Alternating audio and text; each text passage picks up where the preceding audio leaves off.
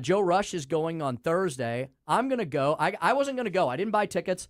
A friend of mine called me up the other day and said, "What are you doing Sunday?" I said, "I'll go to the final round with you." So we're going to go to the final round. The weather's supposed to be nice. It will be crowded. It will be crazy. And you know what? We'll just take it all in because it is very nice to see crowds and activity in St. Louis for a good purpose. Yeah, we had a good time. I mean, the company that Becky worked for, that your wife works for, they had a hospitality tent. We got to drink cocktails at 9 in the morning and have a good time. But after a couple hours, I was like, yeah, okay, I've had the experience. I'm ready to go now. Tell me this: is this tournament held in St. Louis every year? It's not held. No. Okay, that's what I thought. Your memory's correct. So I had to go back. I pay attention to golf probably more than most people, but I don't like live and breathe it. I just know the basics. The 4 major golf championships are over for the year, right? So the majority of the golf year is over. Chris, they created this FedEx Cup championship a few years ago to kind of keep people watching golf in August. So for the month of August, they have 3 tournaments. I think they start with the top 100 players in the world. And that was this past weekend in Memphis, the St. Jude Classic. Right. The St. Jude Classic takes the top 100 to the top 50. So the BMW Championship is this week at Bellerive in St. Louis.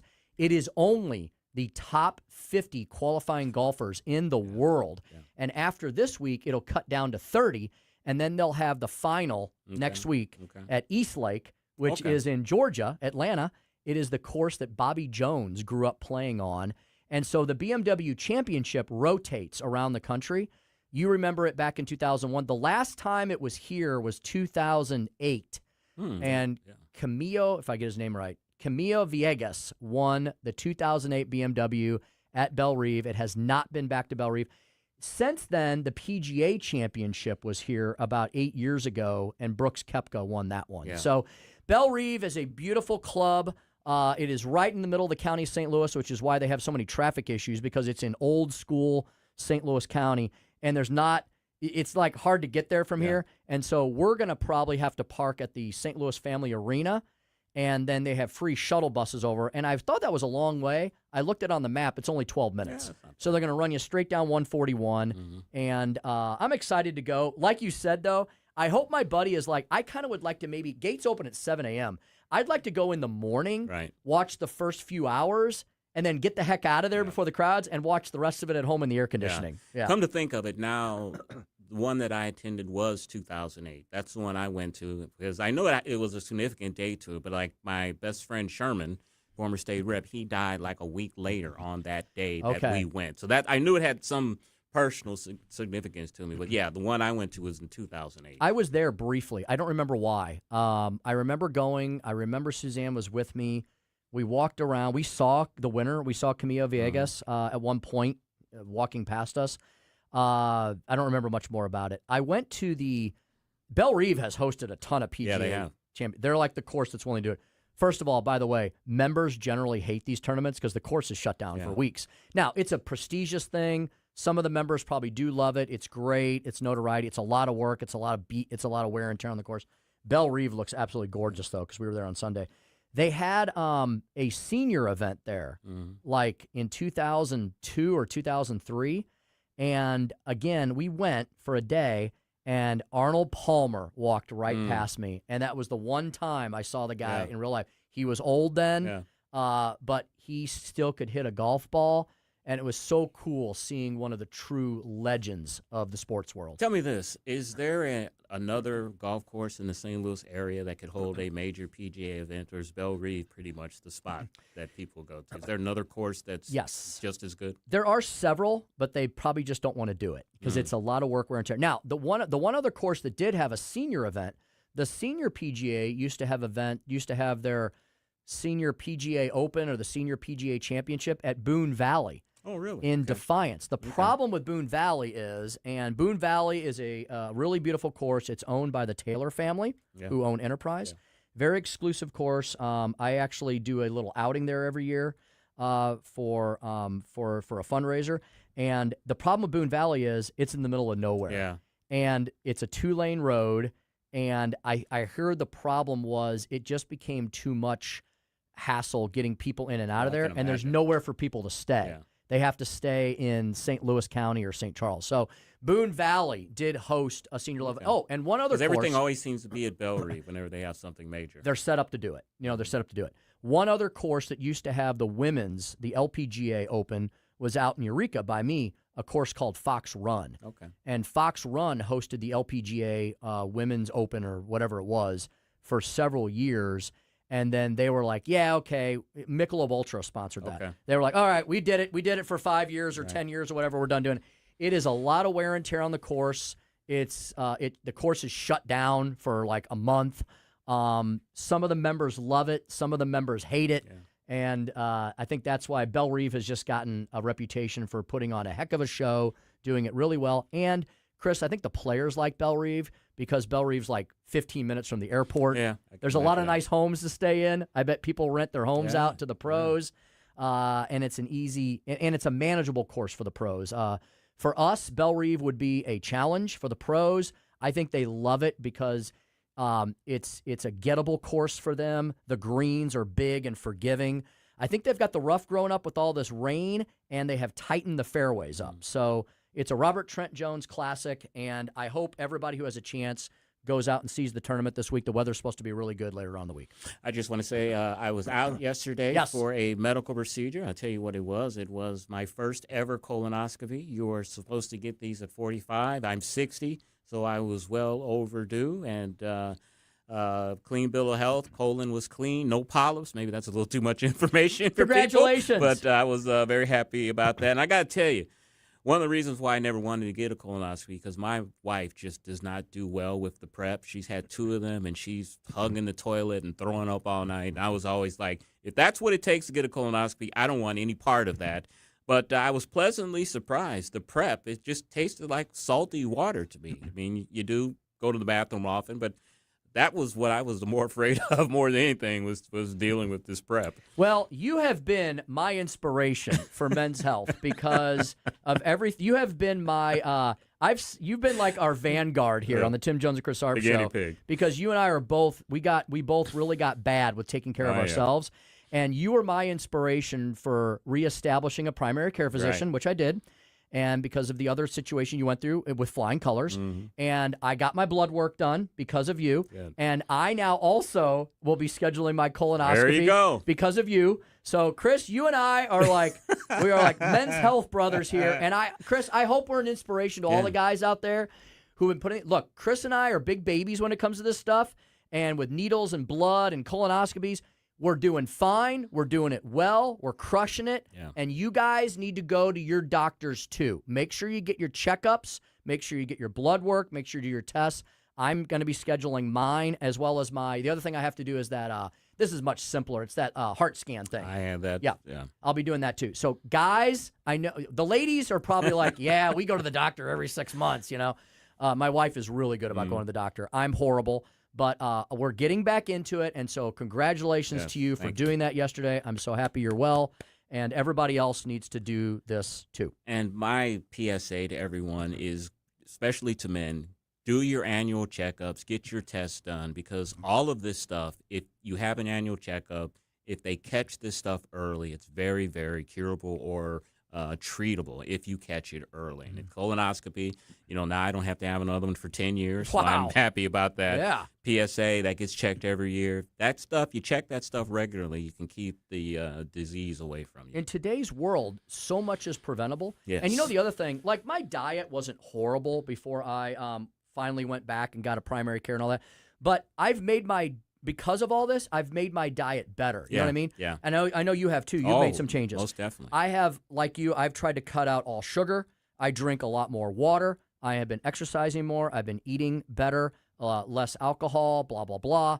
And so I think just getting in that mode of thinking about health makes you want to be more healthy. Yeah, and you start realizing, when you get near our age that, the sand in the hourglass is not as much in it as it was a few years ago. And you know that you're kind of near, maybe the downside of life. So you want to make sure that you're healthy. And then your final years, you want to make sure that you have a lot of final years and that you can be healthy. And, in 5 days on the 23rd, it'll be 1 year for me of not drinking sodas. I completely cut them out. Sodas have 9 tablespoons of sugar in 12-ounce can of soda. That's a lot of sugar. Well, that's a big life change that you made for the better. All right. We did our golf update. We did our men's health update.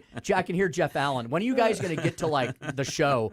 This is important stuff, it is people. Important stuff. Men's health. All right. We've got a big show for you here today. Chris and I are both in the studio. Producer Joey V is hiding behind this bank of screens. And producer Lauren is at the con today doing a fantastic job on the Wheels of Steel. Lauren, can I ask you a question? Can you do two things at once? Are you okay? Yeah. Okay, very good. How you doing? I'm good. How are you? Everything okay over there? Yeah, things fine. Chris and I wouldn't know the difference. Yeah. Can we tell people what your nickname is, or you want to keep that? Yeah. Well, I mean, I've been in radio since 2018, and along the way, I met the great Smash, who St. Louis greatly knows, and he dubbed me Lolo. Lolo. So sounds like a band. It does sound like a band. Yeah. Well, Lolo is on the Wheels of Steel today, right. and we've got a big show for you today. Let me run through it really quickly here. David Stokes, Director of Municipal Policy at the Show Me Institute. It feels like, Chris, you guys' hometown is always in the news here. Yeah. University City, in a budget crunch. Well, welcome to the party.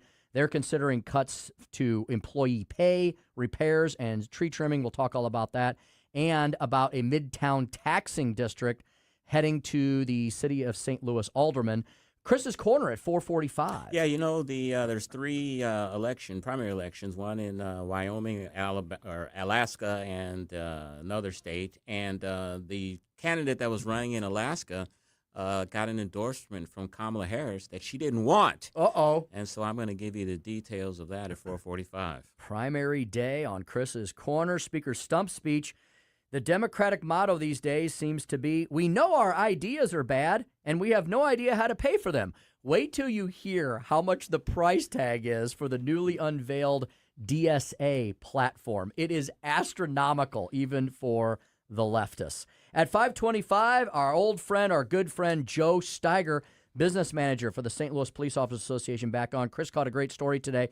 The fact that the SLPOA is claiming that Mayor Kara Spencer debated officer pay during an officer's funeral. Yeah, Are you kidding me? Bad timing. We're going to talk to Joe about that and the general mood among police officers in the embattled city of St. Louis. 5:45 p.m. Chris, what do you got on stock for us today? You remember last week I did an email on the email servers that are not allowing conservative fundraising emails to go to their folders. Well, there's an update on that story, and I'll tell you what it is at 5:45. Find out what big tech is up to then, along with the very interesting story behind the story today, a famous festival. That's all we're going to tell you for now. A famous festival on Larry Connor's USA. Chris will let you know all about that in the 5:45 p.m. segment. All right, we're going to get to the 4:25 p.m. segment. That's right around the corner. It's 4:23. David Stokes joining us next on today's Tim Jones and Chris Arps show here at 101.9 94.1 News Talk STL.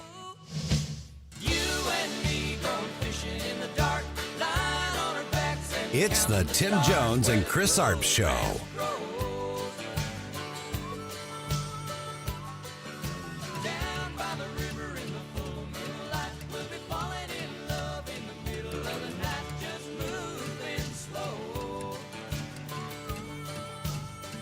From the News Talk STL Weather Center.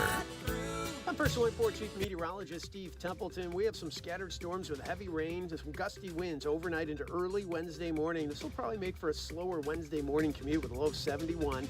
Clouds and an isolated shower thunderstorm linger into the afternoon to evening, a high of 81 degrees. Cooler because of all the clouds and the rain, but the heaviest rain will be in the morning hours. Thursday, partly cloudy and a high of 85. That's the latest from the First Alert 4 Weather Center. I'm Chief Meteorologist Steve Templeton. All the information I need on the drive to work. Mike Ferguson in the morning. I keep it on throughout the day, whether it's local, national, or something big that's happening overseas. News, analysis, and opinion. St. Louis is #1 for conservative talk. News Talk STL. Let me ask you, is 2026 the year you finally buy that home? You know, summer is the home buying season. If it is, Royal Banks, Missouri is the kind of place you want on your side if you're about to do that.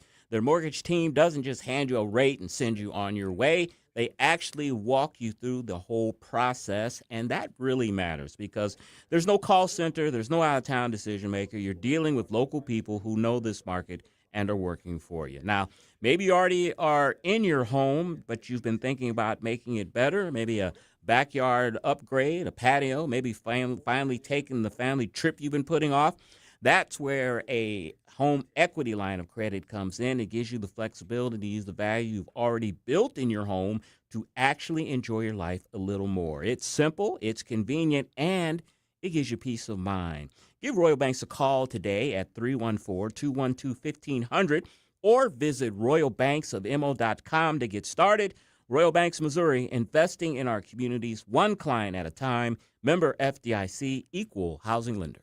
Rhino Shield is engineered to outlast paint by a lot, backed with our 25-year transferable warranty. Paint a house, shield a home. We do brick, block, stucco, asbestos, steel, aluminum, cedar, and more. We are the only coating company selected by Disney, This Old House, and 3 times on HGTV's Curb Appeal, where all 3 episodes concentrate on unpainted brick. If you maintain or own a business with a tired-looking building, you owe it to yourself to look at Rhino Shield and our beautifully durable color schemes. Evaluations are free. We're making buildings pop and be noticed again, from Champaign to the Lake of the Ozarks, exceeding expectations every day with our products, people, and performance. Now is the time to call 877-25-RHINO, 877-25-RHINO, or go to 877-25rhino.com and see how honest and transparent we really are. Tell them, ladies. Don't paint, don't Rhino, go Rhino Shield. Never paint your house again. Rhino Shield. This hour of Jones and Arps is brought to you by Stifel. Contact your Stifel financial advisor at stifel.com. That's STIFEL.com.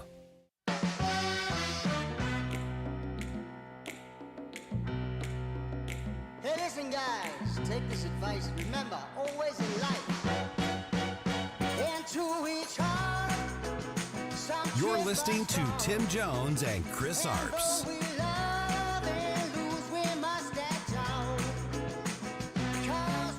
After one of the hottest weekends of the year and a big piece of St. Louis, you couldn't safely drink from your own tap again. As many as 50,000 residents are affected by the current water boil. Down at the water division, they'll tell you they had a backup plan. Trouble is, the storm took that out too. We have 2 redundant lines that go into the facility. Unfortunately, both of those lines had failures. I don't know if it was on Ameren's end or our end.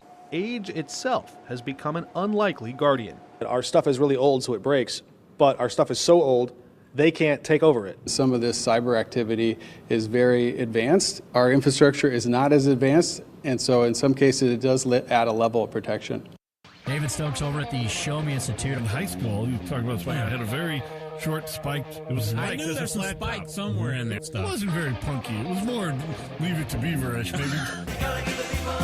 And as he does every Tuesday, David Stokes. David, how are you, my friend?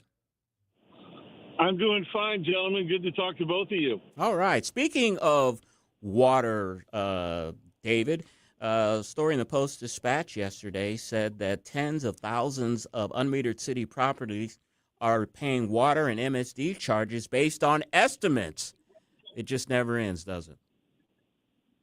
Well, right. It's been that way for a long time. You know, you're in the city of St. Louis. They never adopted water meters for all homes. They should have done this 60, 70 years ago. So you have homes that don't have meters, and, you know, you can do it by, it's historically been done by frontage with an addition for based on how many bathrooms or if you have a swimming pool. But it doesn't surprise me at all that they're being done by estimates now.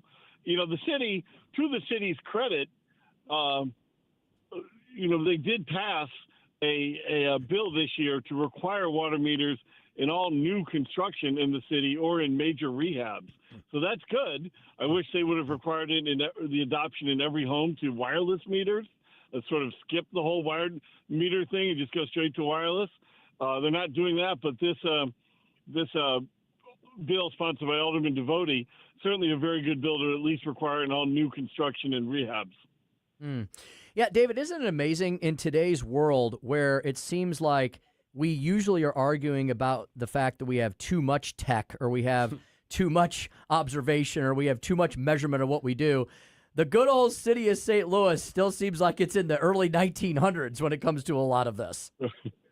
Right, and they're saying in there how they're immune from cyber attack because it's so old. I guess that's definitely looking at the silver lining of the situation. Sure, I get it. Like I like everybody. If I have to buy one more $2 item at a store and sign up for some app to get the $2 item, I'm gonna lose my mind. Like, do we have too much tech in our everyday lives? Like this. As somebody put it on social media a few days ago that I thought was funny. No, I don't want to join your rewards program. No, I don't want to give you my cell phone. No, I don't want to do all this stuff. I just want to give you $1 and have you give me that popcorn. Like, that's all I want. But, everything is so complicated now. So, yes, good for the old city to have a water system that, sure, it may break a lot, but it's immune from Chinese counter cyber attack.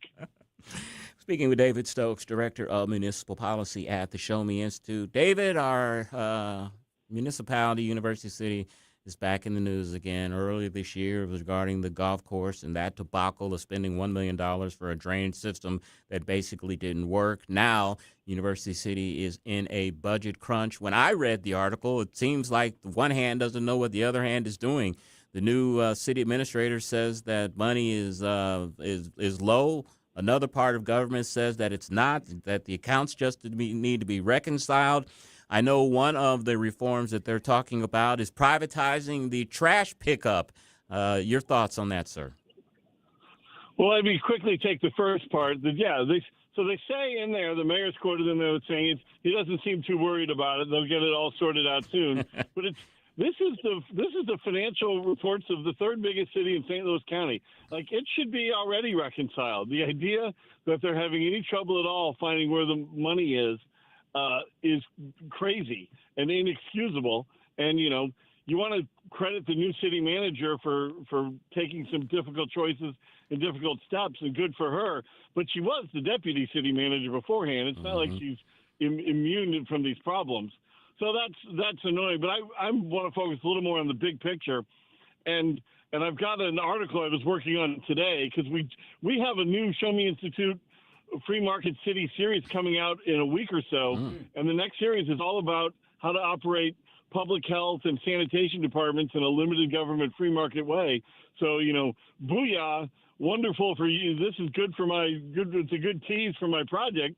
Absolutely, the city of University City should outsource their trash. I mean, it's crazy that they haven't.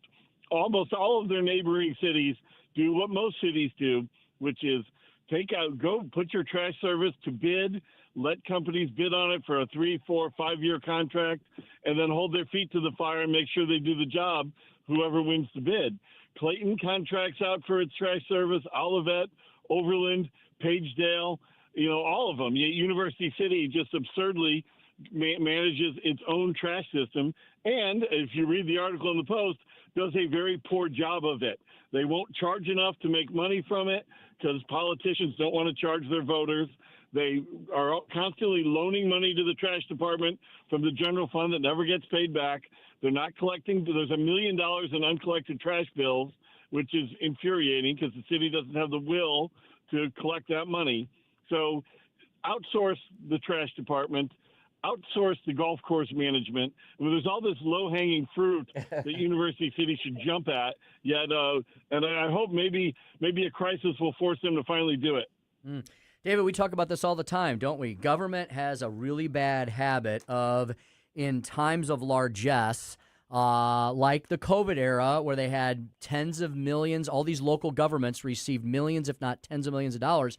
They tend to all then decide to get into areas where government never belongs in the first place, right? And then the money dries up and goes away, and they got these programs in place, and they have no way of paying for them anymore.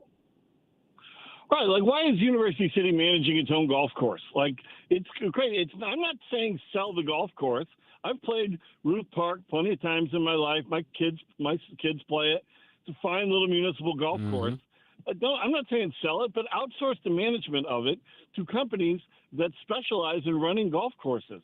All the Forest Park golf courses both the main three right there off of Skinker and Lindell and the Highlands. They're all managed by outside companies or outside operators who really know how to run golf courses and driving ranges and all that stuff. And they do a great job. And I, as someone who's golfed in Forest Park my whole life, I remember how much better those courses got after the city of St. Louis outsourced their management to private companies 25, 30 years ago. University City absolutely needs to do the same thing, and they absolutely need to outsource the trash. Put it out to bid. Let Republic, let Waste Management, let other companies. There's plenty of companies that do this in the St. Louis area. Let them bid to give the best price and the best service to University City residents and do it that way. The fact that University City still operates their own system is absurd. David, isn't the bottom line that this is basically just a jobs program? I mean, the University City is hiring people to pick up trash. University City is hiring people to run the golf course. That it's basically a jobs program, and that's why they won't privatize this out.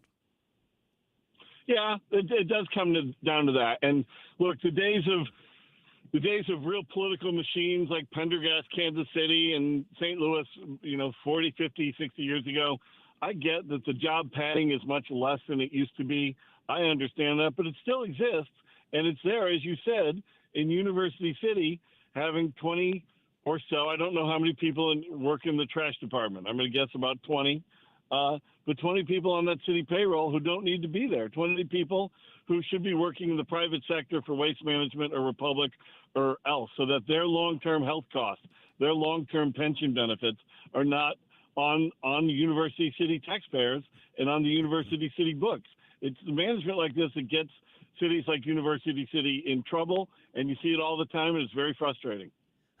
David, there was a story in the Wall Street Journal today that reminded me of you because we've talked about this topic before as regards St. Louis many times in the past. And, David, the story in the Wall Street Journal was on Baltimore, the city of Baltimore's successful tackling of its vacant property problems, something that the city of St. Louis absolutely has as well.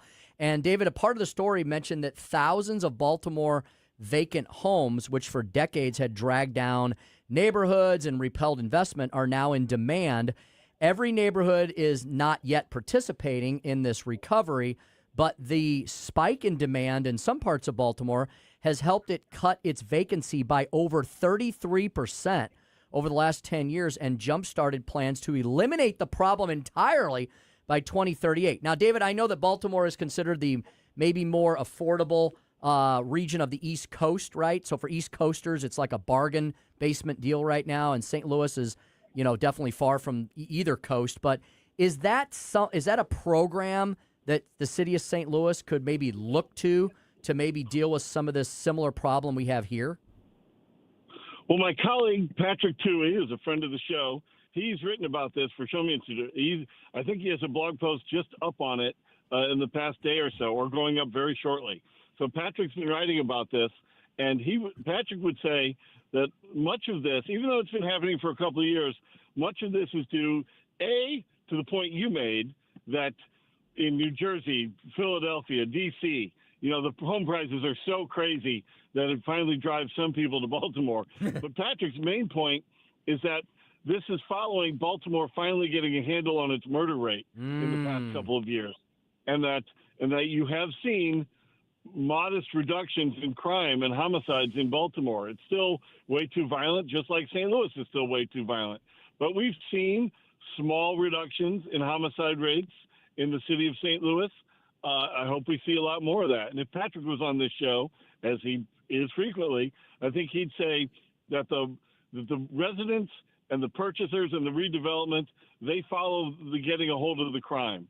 And I think if there's one lesson the city of St. Louis should take from this, it's that, yes, people want affordable houses and people like affordable houses in urban areas where you can get a lot done, but it's not going to happen till you get a hold of the crime. And at this crime rate, still, even with the reductions in it in the past year or two, it's still very high comparatively, and you got to get a hold of that. And then hopefully these tens of thousands, I think it's actually about 9,000 homes that the city owns now in the land bank, many of which are not inhabitable, but some of which are.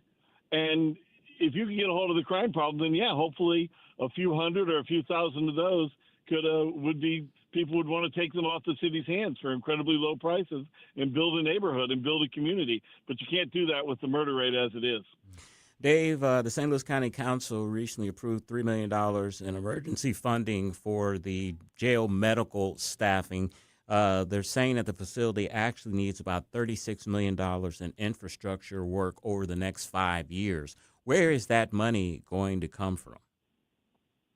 Well, I don't know where it's going to come from, but I don't dispute the need of it. Jail medical services are incredibly important and expensive. You know, you have to pay good nurses. Nurses have a lot of choices or they're going to work. They've got a lot of choices and a lot of salary, and most nurses don't choose to work in a prison or a jail. So you got to pay them good money to come there, those doctors as well. And not surprisingly, prisoners demand a lot of medicine, and you have to get that medicine right, and you have to get it to them on time, or else situations get very dangerous. So I'm glad the council approved that money. And as for infrastructure, look, the jail's not that old. It was built, I want to say, I'm pretty sure it was built in the late 90s, right before I went to work for the county council. But that said, a jail is not something you can delay infrastructure investment in. Like, you can do that to a park, a park bench and a picnic area in a park. You can say we'll get to that next year. A jail, you need to keep it up for everybody's safety, including the employees who work there. So how you find that money, I don't know. I would hope.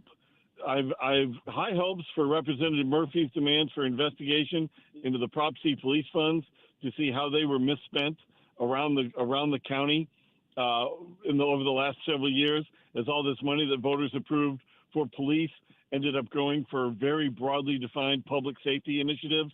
Like, voters approved for public safety. They meant police and presumably jails, and yet everything like roads, fixing potholes, well, that's public safety, and that's true, but that's not what the money was spent for.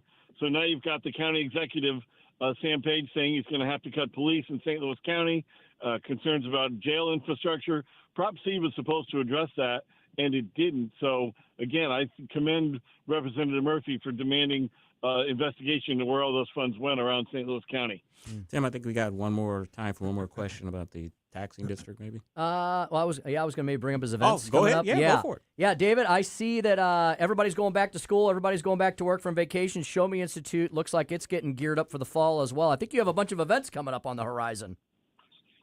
We have one here in a few minutes at Cafe Napoli in Clayton. I'm parked right out front. I'm going to go into that in a moment. And, we talk about you talk about the boil water order. That's been a pain. My son goes to SLU High, where you and I both went, Tim, and they've got you can use the bathrooms. They haven't closed school, but everybody's been told to bring their own water bottles for the day because they got no water for people to drink there. So I'm not claiming for a second that that's like living through what the tens of thousands of residents in the city are going through, but we're experiencing it in a small way too. So what do we got? I know we have an event in Columbia on Thursday at the Columbia Country Club. For your listeners online who might be in Central Missouri, there's still time to join. And then next week, I think it's next Thursday, we have an event at the MAC West Policy Talk. And both tonight at Napoli and next week at MAC West, we'll be discussing in part data centers. And that always brings out the fans. So hopefully we'll get a good crowd next week at MAC West. And that's David Stokes, Director of Municipal Policy at the Show Me Institute, showmeinstitute.org, and on X, David C. Stokes. David, thank you so much for your time. I hope you have a great event tonight at Bar Napoli. Thank you very much. Always appreciate talking with you guys, and talk to you soon. Thank you, sir. All right, 444, Chris's Corner. Kamala Harris gave an endorsement. The candidate doesn't want it. I'll tell you more on Tim Jones and Chris Arps Show, 1019 94.1 News Talk, STL. Hey, listen, guys, take this advice. Remember, always in life, and to each heart, some tears must fall. You're listening to Tim Jones and Chris Arps.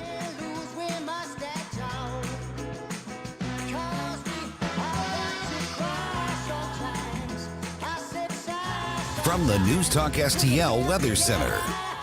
I'm Personal Report Chief Meteorologist Steve Templeton. We have some scattered storms with heavy rain and some gusty winds overnight into early Wednesday morning. This will probably make for a slower Wednesday morning commute with a low of 71. Clouds and an isolated shower thunderstorm linger into the afternoon to evening, a high of 81 degrees. Cooler because of all the clouds and the rain, but the heaviest rain will be in the morning hours. Thursday, partly cloudy and a high of 85. That's the latest from the First Alert 4 Weather Center. I'm Chief Meteorologist Steve Templeton. This is so stupid. St. Louis's Okay, I'm hanging up on you now. place to talk. News Talk STL. Hey, it's Tony Colombo. Join us every Wednesday at 3 p.m. as we take a break from the chaotic news cycle and have some fun with Skip Weber and Mark Close when we open Close's Cabinet. Brought to you by Weber Chevrolet. Check out what's happening at all 3 locations by going to WeberChevrolet.com. I'm Dr. TJ, owner of the Institute of Natural Health, co-owner of Optimal Nutraceuticals, and the host of Wellness One. Wellness One is designed to cut through the nonsense and provide you common sense science-based information regarding health and wellness. On the show, we discuss topics like thyroid health, gut health, hormone optimization, and many others. Our show airs Saturdays at 10 a.m. and 2 p.m. and Sundays at 11 a.m. and 3 p.m. right here on Newstalk STL. And you can visit us at inhstl.com. That's inhstl.com. On the next Larry Connors USA. The story behind the story, 1969, the most famous concert in history, Woodstock. Larry Connors USA. Now weeknights 6 until 8 on News Talk STL. Chris's Corner, brought to you by Timothy's Restaurant at 12710 Olive in Creve Coeur.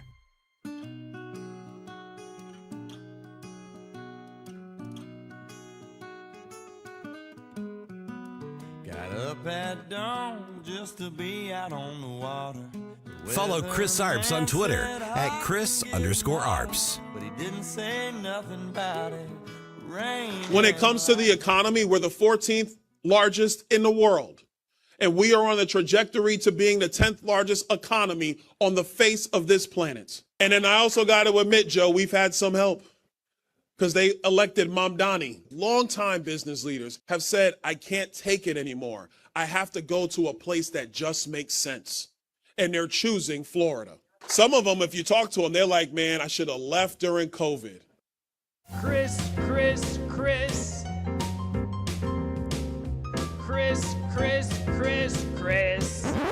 And if you don't know, now you know. And now, Chris's Corner. Former Vice President Kamala Harris recently tried to help Democratic Senate candidate Mary Peltola in Alaska. Instead, Peltola treated Harris's support like an unidentified package left on her front porch. We didn't order this. Please take it back. Harris's political operation sent a fundraising email declaring, quote, if there's anyone who can flip Alaska and secure the Senate majority for Democrats, it's Mary. The appeal asked supporters to donate, with contributions divided between Harris's Political Action Committee and Peltola's campaign. Technically, the email did not contain the words, I endorse Mary Peltola, but when the former Democratic vice president tells voters to give a candidate money because she can deliver the Senate to Democrats, that certainly sounds like political support. Peltola's campaign wanted nothing to do with it. A spokesperson responded, Mary isn't seeking endorsements from anyone from the lower 48. Her focus is always on Alaska. Think about that. Kamala Harris was a Democratic nominee for president less than 2 years ago. She served 4 years as vice president. She remains a possible candidate for president in 2028. Yet a Democratic Senate candidate in a competitive state doesn't want Harris's name anywhere near her campaign. Why? Because Harris lost Alaska to Donald Trump by approximately 13 percentage points in 2024. Her association with the Biden administration's restrictions on oil, gas, and resource development makes her particularly toxic in a state whose economy depends heavily on energy. Peltola understands that winning Alaska requires support from independents, Native voters, moderate Republicans, and working-class Alaskans who may like her personally but want nothing to do with the National Democratic brand.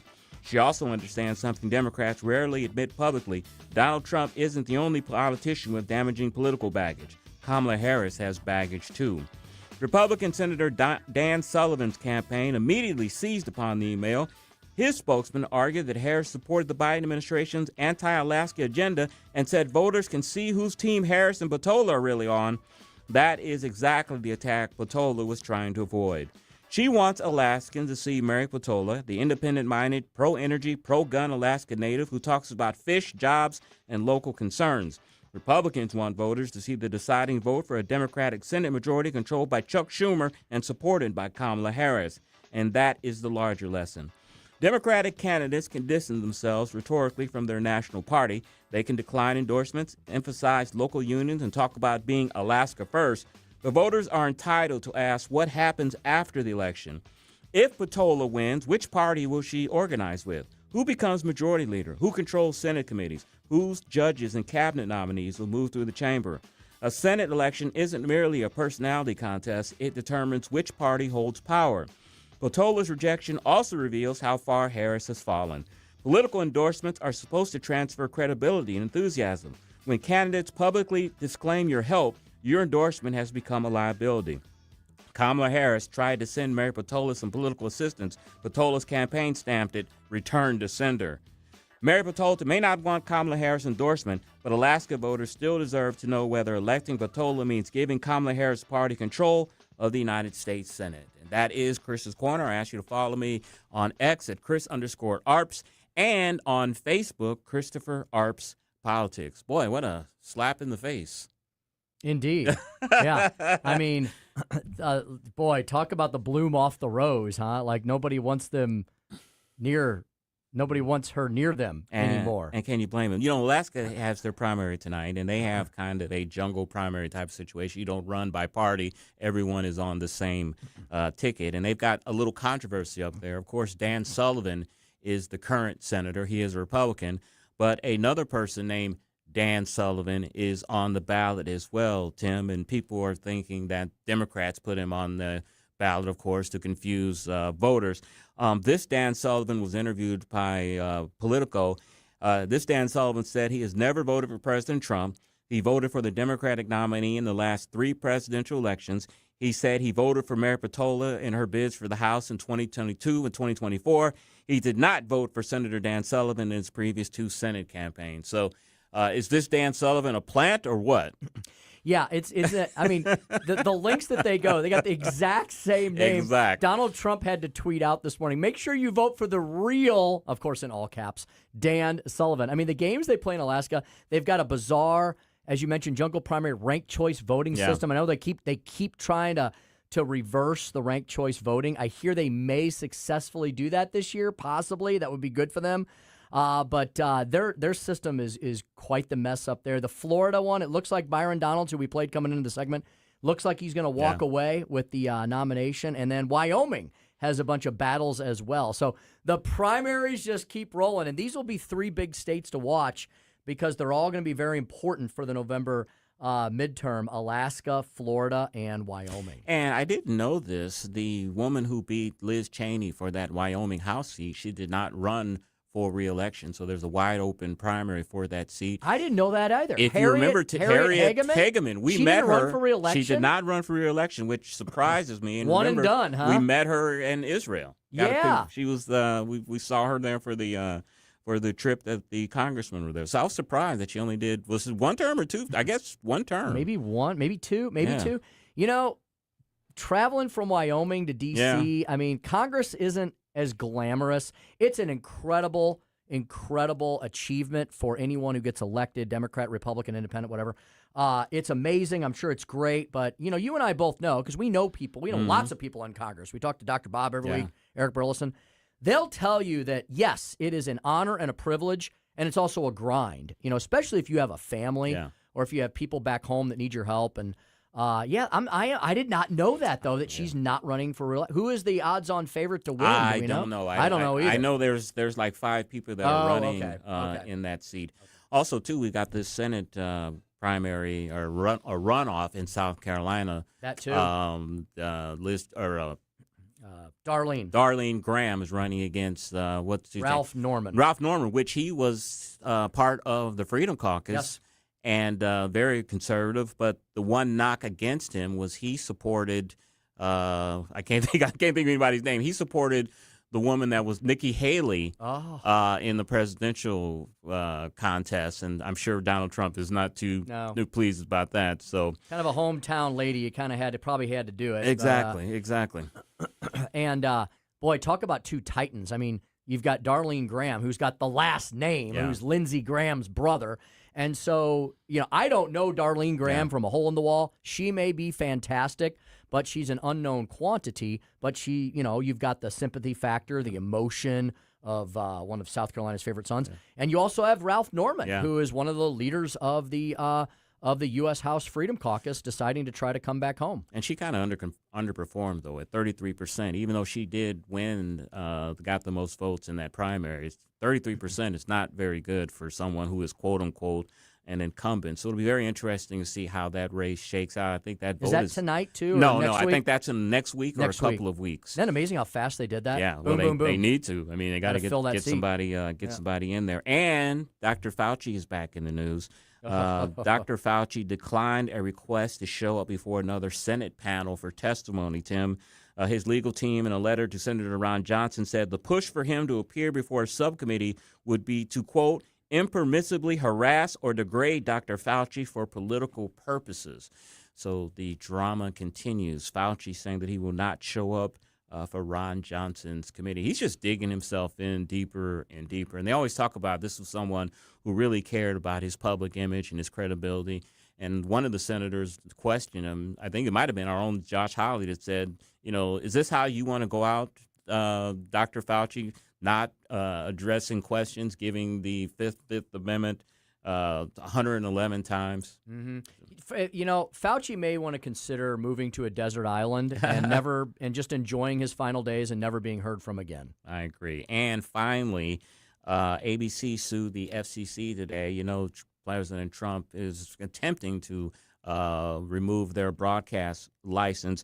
An FCC spokesperson said the FCC has been examining claims that Disney engaged in illegal DEI discrimination for over a year. So they're saying that this is over DEI things, not over what they broadcast and what President Trump disagrees with. So it'll be interesting to see how that plays out. Mm-hmm. Yeah, that's something we can ask Zach Smith about tomorrow when we have our legal eagle on, because that is another big matter that's hitting the litigation circles. Exactly. All right, we've got Speaker's stump speech coming up. Yes, we're going to talk about the price tag of the DSA platform. The Democratic Socialists of America released their platform recently. You're not going to believe the price tag on this thing.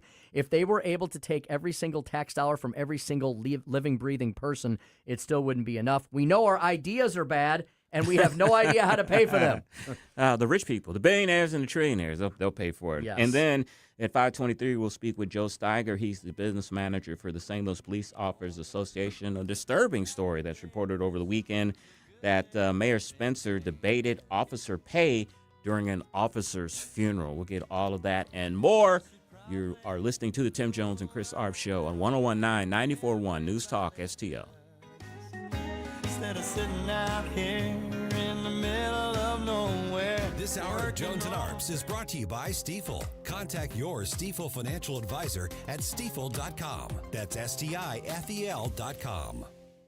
Hey, it's Susie Moore for Window World. Did you know that in just over the last 20 years, Window World of St. Louis has improved the look and thermal efficiency for over 80,000 customers in St. Louis? Plus, Window World windows come with a lifetime warranty that covers all parts, glass breakage, and labor. And now, Window World is offering 36 months, same as cash financing with approved credit. Call them today at 800-GET-WINDOWS for a free in-home, no-pressure estimate. That's Window World at 800-GET-WINDOWS. They're the preferred window of the St. Louis Blues. If you have a tree that you think is dead, it might not be dead. Why don't you try to save it first with Roots Plus? Roots Plus can help you save your tree and keep your cash. RootsPlusLLC.com. That's RootsPlusLLC.com or 314-440-3662.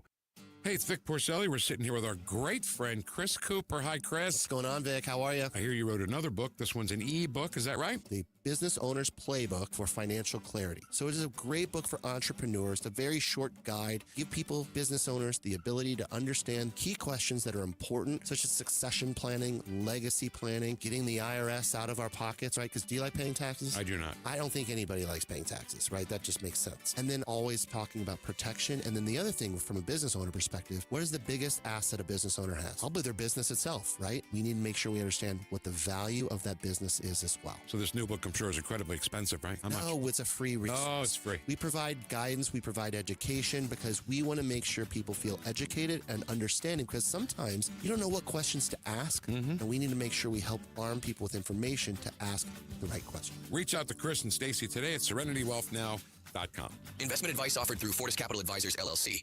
News, analysis, opinion. News Talk STL. KLGY HD3 Clayton, K270BW Bellefonte, KNBS Bowling Green. This is News Talk STL at 1019, 94.1, and always streaming at newstalkstl.com. News this hour from Town Hall. I'm Keith Peters in Washington. 3 states are holding primaries today. Correspondent Laura Winters takes a look at the races in Florida. Voters going to the polls today in Florida, Wyoming, and Alaska. Races to watch in Florida include the 20th Congressional District, where incumbent Debbie Wasserman Schultz is running against 4 other Democrats, including Democrat Socialist Elijah Manley, who is anti-ICE.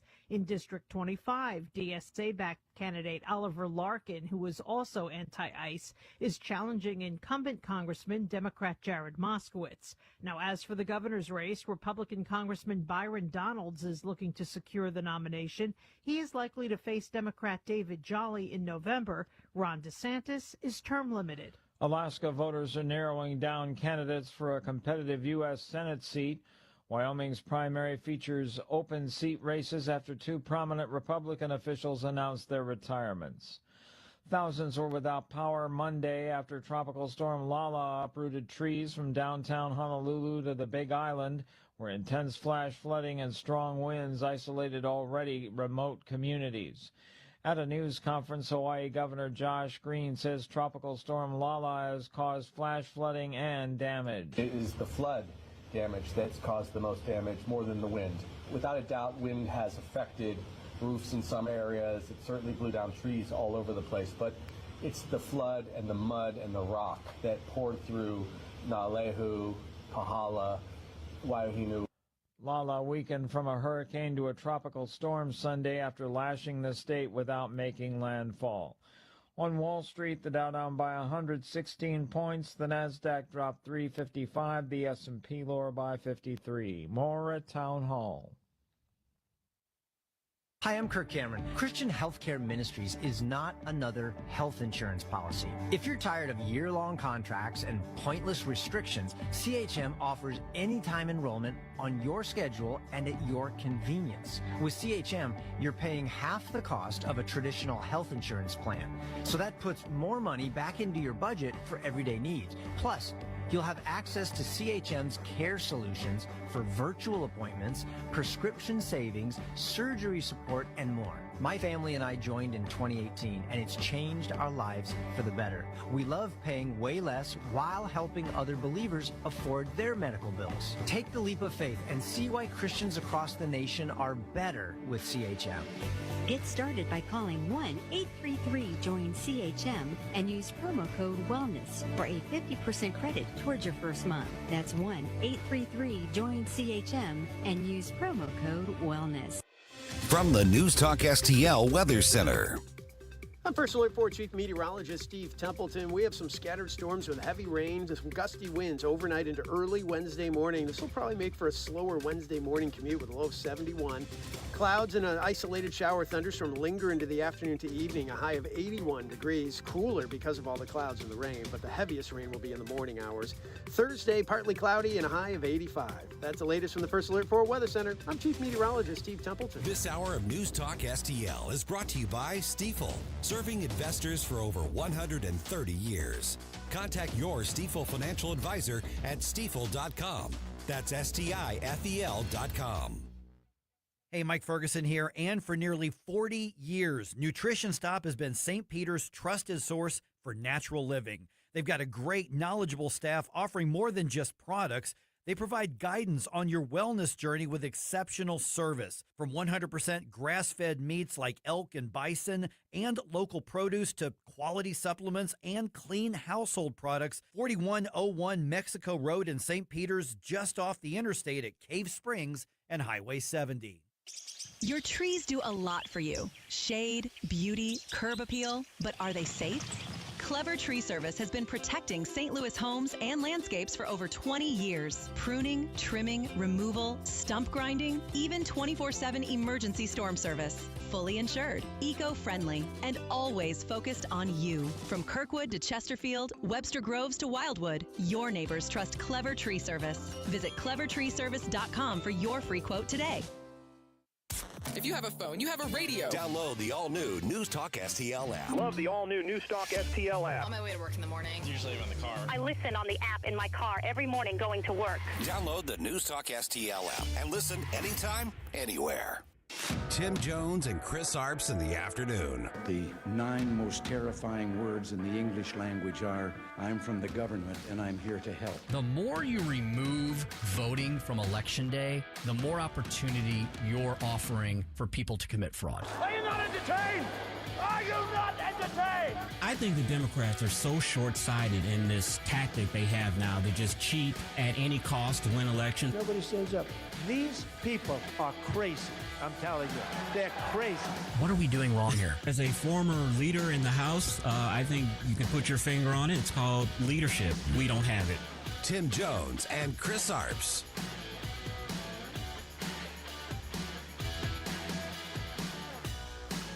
Swedes will vote in a general election next month, where whatever the result, these broader shifts are likely to endure. The country's new model of a leaner state and tighter borders now has broad support across both right and left. Ultimately, the Swedish experience shows a relentless ability to reach consensus in times of crisis and then adapt. Welcome back to the Tim Jones and Chris Arps Show. Yeah, that's Fareed Zakaria, believe it or not. Chris, this guy is sounding more and more like a Bill Maher liberal every day, pointing out a lot of, he's become like the international version of Bill Maher. That was from a longer clip where Fareed, for folks who don't know, Fareed Zakaria is a kind of an old school liberal guy. He does a show on CNN on Sundays called Fareed Zakaria GPS. He kind of tours the world and talks about a lot of different things, mainly on the international front. He ties a lot back to the U.S. as well. But, Chris, this was a longer segment about the fact that Sweden, which in the minds of many may be an old school Euro socialist state because it was, in recent years, as Fareed pointed out there, they have moved into a much leaner type of state economically. They've gotten rid of a lot of their old socialist tendencies and moved and embraced free market capitalism. And, Chris, they have tightened their borders like so many European countries continue to refuse to do, and they pay the price. Yeah, they're just joining a long list of countries that are beginning to have right-wing featured governments, and mainly because of the immigration problem. A lot of North African immigrants and immigrants from Africa and really all around the world have basically invaded these countries. They don't want to assimilate. They bring crime. They bring their culture to these European societies that aren't used to marrying 13-year-olds off or being women subjugated to men. And you see, I think it was like a couple of years ago where there was a march in downtown London where some of the citizens there were basically saying we want our country back. It's been overrun by Muslims and other people that don't want to assimilate. And I think Sweden, I'm going to get that out. Sweden joining the long list of other governments that are cracking down on illegal immigration is a great thing. Yeah, and look, Sweden's a small country of about 11 million people, which makes it barely larger than the 5 boroughs of New York. New York City has an estimated population of around 8.5 million. The broader area of New York City, the larger metro, is larger than Sweden with nearly 20 million people. So Sweden is a smaller country, but when things happen there, because it is not huge in population, it tends to feel things a little more dramatically. And the points you just made, Chris, were exactly why Sweden decided to make a change. They had some really dramatic experiences. They were suffering from large amounts of debt. Their inflation numbers were skyrocketing, and they had a couple of these invasion experiences where they were having to deal with hordes of illegal immigrants. And so, as Fareed Zakaria pointed out, a bipartisan cross-section of Swedes, left and right, were like, the Swedes are very stoic people, right? They were like, look, we have a problem, we're going to fix it. And so they looked at it more in a socioeconomic aspect than more of a political aspect. They were like, okay, we have a screwed up economy, so we have to do something different. So we're going to be more free market, more capitalistic. And we have massive problems with immigration, so we're just going to tighten down our borders. They took a very utilitarian approach. Instead of getting all wrapped around their own axle, they made the changes. And Fareed Zakaria, it was if you watch the whole interview, he kind of has a mixture of admiration or horror. I can't tell which one. I can't tell if Fareed thinks this is a good idea or a bad idea because he's an old school liberal, but he's much more like Bill Maher than like today's Democratic leftists. So. Yeah, and I had a story in here that's what I was looking for while you were speaking. Just last week, Sweden's Prime Minister Ulf Kristersson, he said Spain's decision to grant amnesty to more than 1 million irregular migrants was, quote, a very bad idea, warning that it could push Europe into a repeat of its 2015 migrant crisis. So the Prime Minister was speaking out on this last week. Yeah, indeed. And so that is in conjunction with what I'm going to talk about in the Speaker Stump Speech, which is the opposite of what Sweden is doing as far as our Democratic Party here in the United States of America, and that's all this playing footsie with softcore socialism and even communism in some aspects. We'll get to that in a minute. And then at 5:25, we've got Joe Steiger joining us, business manager for the St. Louis POA. Unfortunate story here. The St. Louis POA, the Police Officers Association, is alleging that Mayor Kara Spencer was debating officer pay, which is fine, but not where she was doing it, at an officer's funeral. Yeah. Just wrong place, wrong time. And see, the problem is now, this just adds to the fuel around the fire that is smoldering between the city of St. Louis police officers and the mayor's office. Yeah, and I can congratulate her, lack of better words, for going to the officer's funeral. There always hasn't been good relations between the mayor's office and the police department, so I will give her kudos for going to the funeral, but this was not the place to be taking informal surveys regarding officers' disability and their pay. For sure. At 5:45, Chris has an interesting story, an update on a big tech issue. Yeah, it's an update on email spam folders that were censoring Republican donation requests. That at 5:45, along with the big teaser for Larry Connor's USA, including today's story behind the story, which is a recounting of a famous festival, festival celebrating a milestone this year. And I'll give you a hint. Jimi Hendrix made his debut at this festival. Indeed. A very famous that performance. That should give it away. A very famous performance at the famous festival. All that at 5:45. Larry Connors, of course, will begin forthwith after the Tim Jones and Chris Arps Show at 6:05 p.m. All right, without further ado, let's go ahead and get to today's Speaker's Stump Speech. Listen to me. I'm very consistent. I'm a very stable genius. It's time for the Speaker's Stump Speech, sponsored by Hanson's Tree Service at hansonstree.com. I'm so glad you're here. What do you make of Democratic Socialists running candidates in Florida where significant Latino population left left-leaning dictatorships and came to the United States? So just hearing the word socialism, even if it starts with Democratic, they panic. I feel that. This is a moment where the Democratic Party needs to grow. And what we're seeing across the country, whether it's Michigan, whether it is Florida, is that it's going to take different flavors. So Michigan Democrat Mallory McMorrow there completely discounting the question. If you listen to her closely, she basically says, yeah, if the people who fled socialism and communism in Florida don't like us new democratic socialists, too bad, so sad. We're going to still welcome them. We're going to still welcome them into the party. Yeah, folks, these people don't care about anything except political power. These are bad ideas largely from really bad people, and they would be really bad for the country. But because the Democrats are bleeding support, right? Where are they bleeding support? They're bleeding support amongst their traditional voting blocks that they have taken for granted for decades. They have always taken for granted that minority Americans, especially Hispanic and Black Americans, would just vote for them. Well, the new polls that are out show that for different reasons, but they get to the same result, Black Americans and Hispanic Americans don't like what the Democratic Socialists of America are selling, so they're not buying it. Blue-collar Americans, working-class Americans who have forever, I think the Democratic Party thinks it owns anybody who swings a hammer or drives a nail for a living.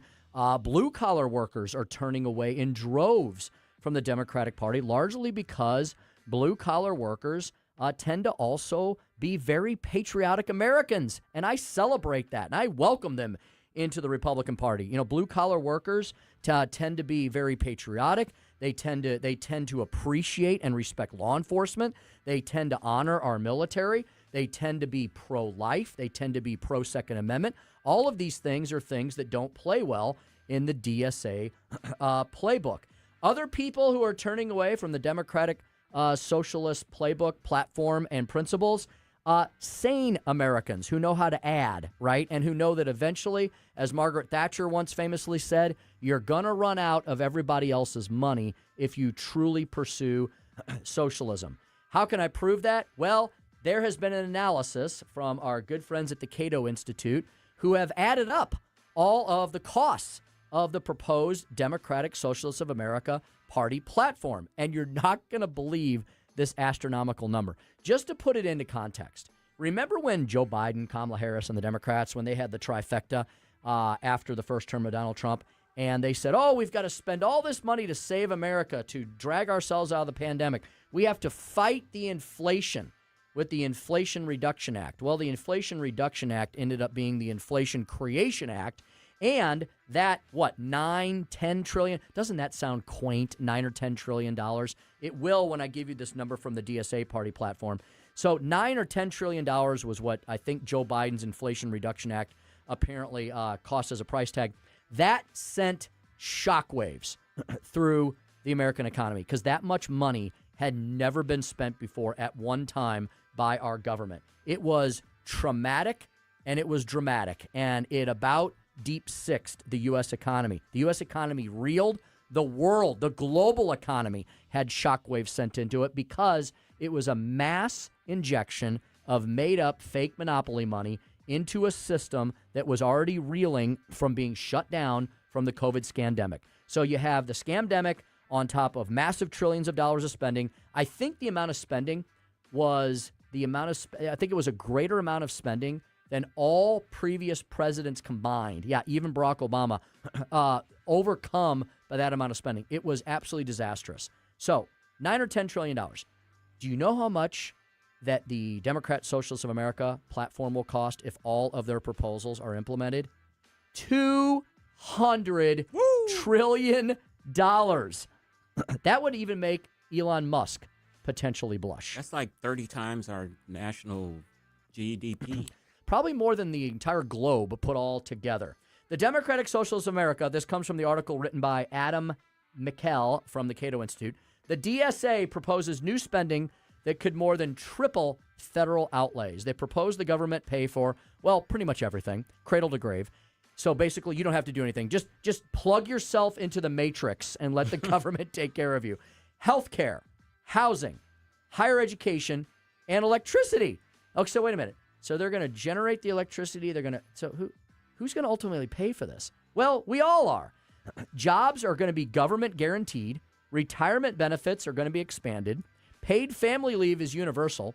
Fossil fuels will be eliminated. So I don't know where they're going to get the electricity from. And reparations will be paid to pretty much anyone and everyone who feels oppressed. The DSA platform claims that the bill for all this will be sent to, quote, the richest individuals and corporations. Tally up that bill, and depending on how much you extrapolate it out, on the conservative side, which is kind of funny using that word, it will cost $71 trillion, but it could cost upwards of $212 trillion over the next decade. So here's what would have to be done. You would have to confiscate, and that's what it would be, confiscation of every single dollar of high-end wealth and corporate profits, and then you would only end up covering a fraction of the costs. Where are they going to get the rest from? That's right, from you and from me and from all of our neighbors and from all of our friends and from all of our relatives and pretty much anyone who makes a buck for a living. Everyone in the United States of America would end up with much higher taxes. We're talking the middle class, the lower middle class, the working class, the upper middle class, basically all of America. Totaling up the 9 largest proposals in the DSA party platform would mean new federal spending equivalent to 18 to 53% of GDP. Mind you, our debt is at Greek-level styles right now, outpacing our annual GDP. Can you imagine what adding this to that would do to our standing on the world stage, would do to the dollar, would do to the certainty that people would have or not have in the United States of America? Each proposal is massive in scope. Universal health care, for example, on the low end will cost at least $40 trillion, upwards of $75 trillion. Federal jobs guarantee, this almost sounds paltry, $4.5 trillion on the low end to $60 trillion on the high end. Housing, let's build houses for everyone. And trust me, these won't be really nice houses. These will not be McMansions. These will be little tiny home cubes, right? And they'll all look the exact same. It'll be like living in Soviet Russia. $3.5 trillion on the low end, $16.5 trillion on the high end. I could go on and on and on. You got green energy, infrastructure, and investments here, publicly funded retirement, free college. Yeah, free, right? None of this is free. We're just all paying for it. Medicare for all style proposals for universal health care would increase federal spending by $40 trillion to $75 trillion over the next decade. Reparations, federal jobs guarantee, infrastructure, green energy investment, larger retirement benefits. The list goes on and on and on. This exercise is inherently imperfect, which is why the estimates vary so widely and should be understood as orders of magnitude estimates. They likely overstate the cost where programs overlap with each other or existing spending. They likely understate the cost by failing to fully capture exactly what the DSA would ultimately do and how Americans, the markets, and the economy would actually react to this absolute insanity. Internationally, that would result in higher spending as well. It would basically become a global shock. It would basically result in a cataclysm of spending that would probably absolutely immolate most of the U.S.'s, if not the entire world's economy, which seems to be what the purpose of socialists and communists always are. Tear everything down, get rid of all the old institutions and structures so they can create this mythical, fake, phony, never going to happen utopia in their minds. This has been tried, folks, in many ways, in many places, by many other nefarious people. Some of these people were actually smart people. They were just evil. They were like the Dr. Evils, right? Of the Mike Myers fame, Austin Powers fame. But they never ultimately work. Why would we in the United States of America, the land of freedom and liberty, the land of milk and honey, the land of peace, prosperity, and always upward mobile opportunity, why would we even want to engage in such a Frankenstein experiment? It has been a disaster everywhere else in the world. It would be a disaster here as well. But in addition, it would cause the world to suffer if the world's beacon of freedom and liberty were hobbled in this fashion with $200+ trillion of debt. Insanity. I hope Americans reject it. I hope that somehow sanity reigns supreme. And that's the Speaker's stump speech for today. You know, to put those numbers into some sort of context, I read a story today that the United States debt is scheduled to reach $40 trillion by the end of this week. A couple of the programs that you talked about were 40 to 75 trillion just alone. Mm-hmm. It took us 250 years to accumulate $40 trillion in debt. Some of these programs would accumulate that with just one program. That's just astounding. It's really hard to envision this, except when you make it in comparisons to something like that already exists.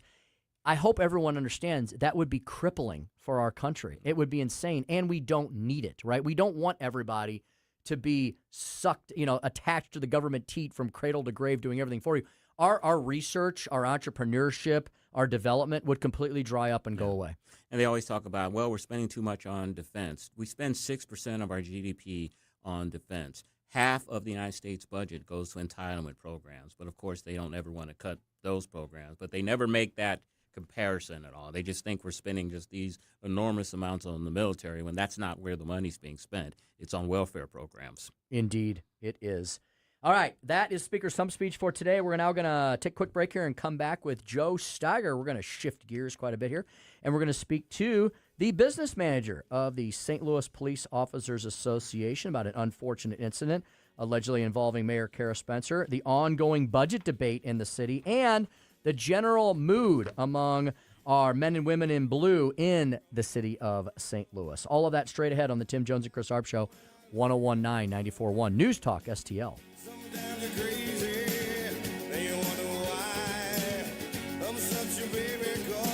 Dropping truth bombs and making you think. It's the Tim Jones and Chris Arps Show. From the News Talk STL Weather Center. I'm First Alert 4 Chief Meteorologist Steve Templeton. We have some scattered storms with heavy rain and some gusty winds overnight into early Wednesday morning. This will probably make for a slower Wednesday morning commute with a low of 71. Clouds and an isolated shower thunderstorm linger into the afternoon to evening, a high of 81 degrees. Cooler because of all the clouds and the rain, but the heaviest rain will be in the morning hours. Thursday, partly cloudy and a high of 85. That's the latest from the First Alert 4 Weather Center. I'm Chief Meteorologist Steve Templeton. I think you're a little confused. News, analysis, opinion. I've got something to say and I can't hold it any longer. 1019 and 94.1. You won't hear the truth anywhere but here. News Talk STL. News Talk STL. If you don't have Jones Air and Water filters, products, services for your home or your business, then your body is the water or air filter. And that's not a good thing, because wouldn't you rather have inert objects taking stuff out of your bad stuff out of your water and air, and not your body having to take all that gunk out of your water and air? Yeah, you do. Jones Air and Water, your one-stop shop for all of your air and water needs. They're at joneswater.com, joneswater.com. If you go to joneswater.com, you'll see that they've completely revamped their website. You can check your water by area by just punching in your town or your zip code there. Jones Air and Water services the entire region of the city and county of St. Louis and all of the Collier counties and beyond, including St. Charles, Lincoln, Warren, Franklin, and Jefferson.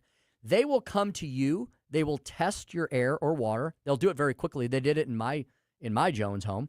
And then they will advise you on what would make your life and the life of your family members, your colleagues, your coworkers, your friends, their lives easier when they're visiting your business or your home. We have the reverse osmosis water system here at the station. We have it at our home as well. That is a great building block. You need to drink a lot of water, especially summer. Actually, you know what? Year-round, you really need to drink a lot of water. Winter, summer, doesn't matter. It is the basic building block of life in our bodies, and you need to start by drinking good water, and that is provided by that reverse osmosis system. They also have the HTO system, the whole home filtration system that we have. It takes out all the microplastics, takes out all the junk that is not taken out. Even if you're on a municipal water supply, and our water is really good in our region, but it still has stuff in it that doesn't need to be put into your body. So you can get that HTO system. And my favorite product right now this time of year, it has been running on full blast and it's been doing a great job. The whole home dehumidifier takes out all that nasty humidity, allows your HVAC system to run so much more smoothly, so much more efficiently. You can actually bump up the AC a little bit because you're taking all those water molecules out of the air. Makes your home feel a little crisper, a little cleaner, a little fresher. We love it in our home. You'll love it in yours as well. Jones Air and Water is found 24/7 at joneswater.com. Jones Air and Water at joneswater.com. joneswater.com.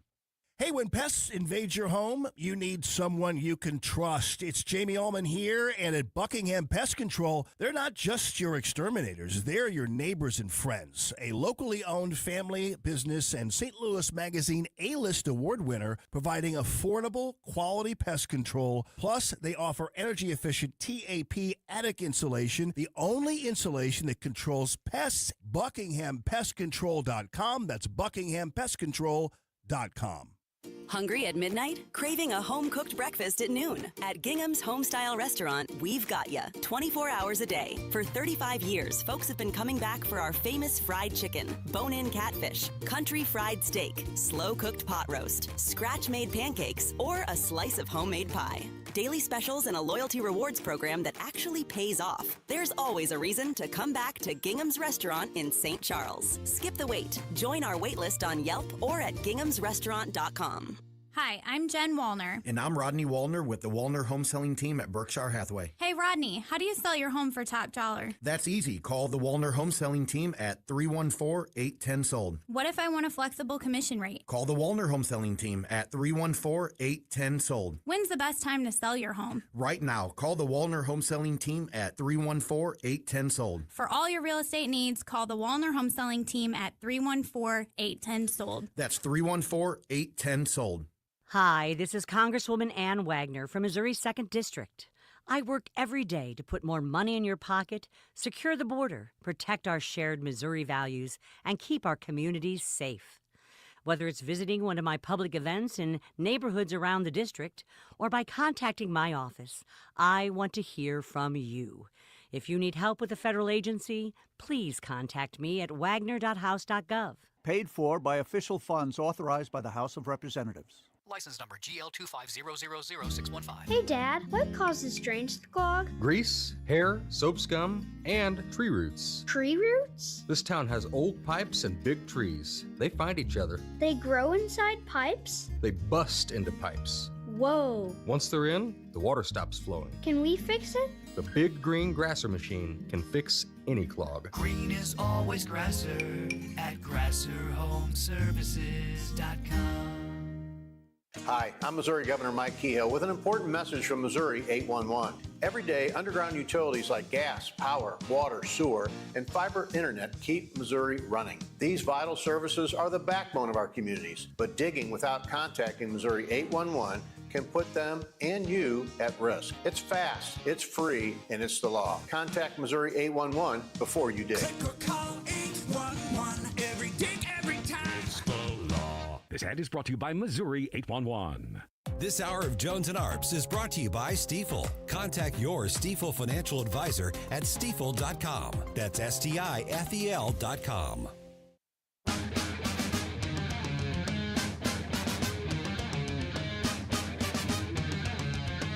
Made in St. Louis for St. Louis. It's News Talk STL.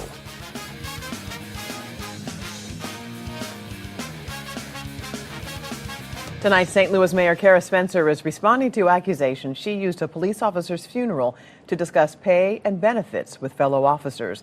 The alleged incident happened last week during services for an officer who died by suicide. The president of the St. Louis Police Officers Association, Martin Garcia, calls it, quote, callous, disrespectful, and beneath the person holding the position of mayor.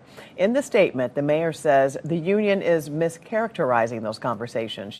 And welcome back to the Tim Jones and Chris Arps show. One quick note here: we have several great events coming up here at News Talk STL that we are either hosting or co-sponsoring, what may have you. We've got the Lincoln Reagan Day dinner in St. Louis County coming up mid-September, near the end of September. The big dinner with Paul Kurtman and Nick Shirley. All of that is at newstalkstl.com.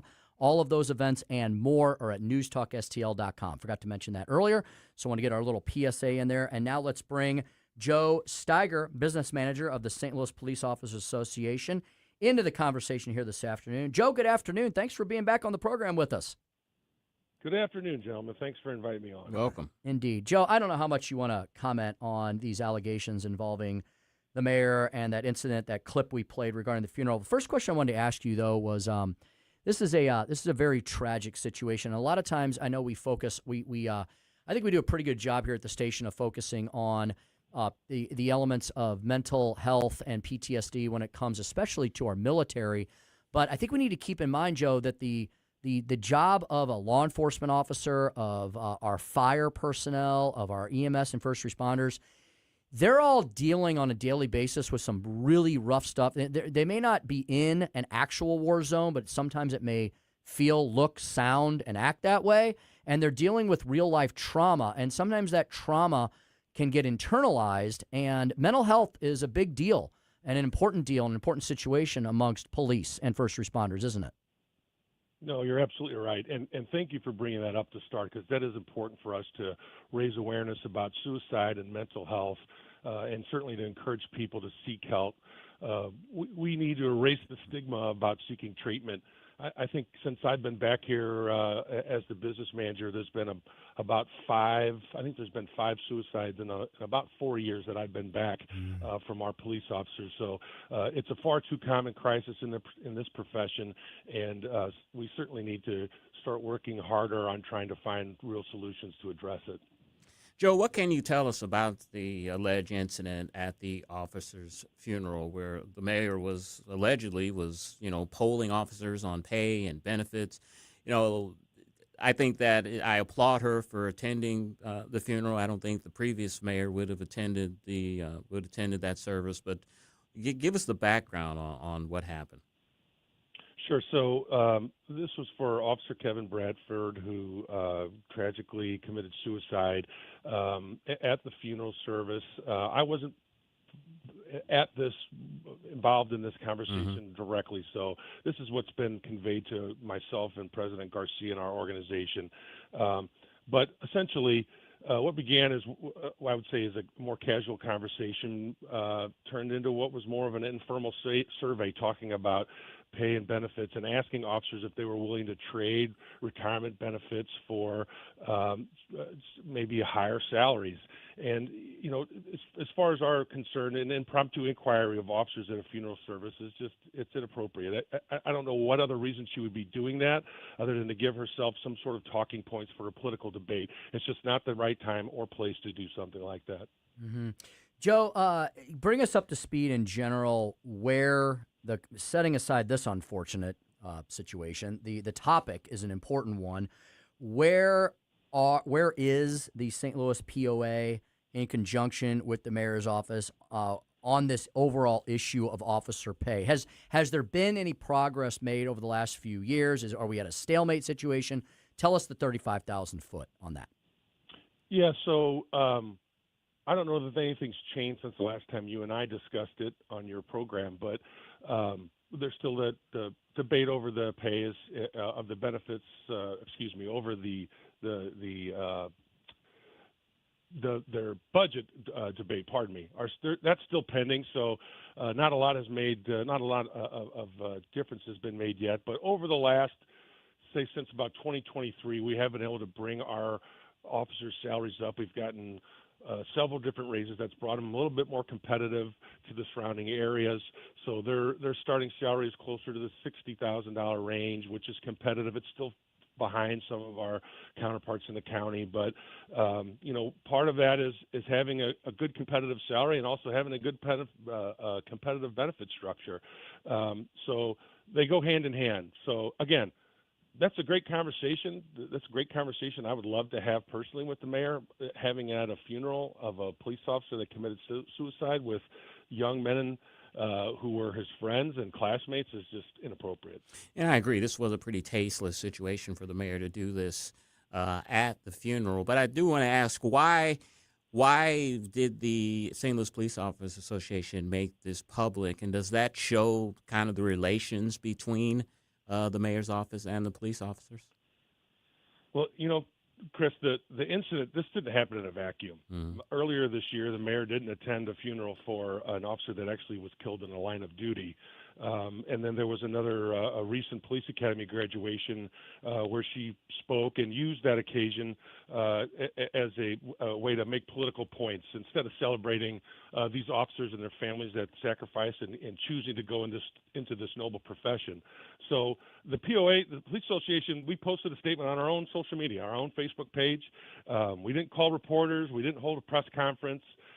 We deliberately did not even escalate it. We had reporters that had contacted us and asked us to sit down for interviews, and we declined that. It was just something we believed our statement stood for itself, and it needed to be said. Mm-hmm. We're speaking with Joe Steiger. He's the business manager for the St. Louis Police Officers Association. You may look up the association online. They're at slpoa.org, slpoa.org. Joe, summertime tends to be a little more busy time. Everyone's out of school. It seems like that's when some of the most, let's say, interesting things happen in our region. The most nefarious things happen. We've also seen some reports that the most violent crime has been down so far this year. I know we have a long way to go, but that's a good start. How's the summer been thus far in the city of St. Louis, would you say, from the law enforcement angle? Yeah, I think, great credit goes to the police officers who are out here on the street every single day, working hard, doing way more with less to provide a safe space for the city residents and for all the people who come in here and spend their hard-earned money in the city. Things have gotten better. I think if we could get some more resources for these officers that are out here in the street, keep putting people through the police academy, get more help in the districts, and I think they'd be able to do an even better job. But they're doing the best they can with what they have, and I think you're seeing the results of what they've been doing. Joe, the St. Louis Police Department announced last week a aerial response unit that's built around 6 drones and supported by the St. Louis Police Foundation. A lot of people are going to be concerned about privacy with drones and the police controlling drones. Allay those fears of people and tell people exactly what will these drones be used for. Yeah, I think the program is still kind of being hashed out here. That the police board is looking to set up some policies before they get things going with it. So it's still kind of in its building phase, but I think it'll certainly be a help to the officers. When you are low in manpower, you have a certain number of officers that are covering bigger areas. We only have the 6 police districts as opposed to 9, so you have officers that are covering bigger areas with less bodies.